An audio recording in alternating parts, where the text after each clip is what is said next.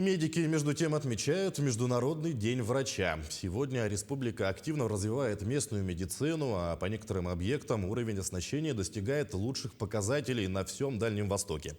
Вот уже полгода в Якутске работает кардиососудистый центр. За это время проведено более 350 операций, в том числе и открытых. Начали проводить вмешательства на головном мозге, готовы и к малоинвазивным операциям на сердце. Активно внедряют операции на артериях этого органа. Более того, в следующем году, по словам директора центра, начнут уникальные операции, связанные с установкой сложных кардиостимуляторов. Медицинские работники, работающие здесь, получают удовольствие от работы в новом центре.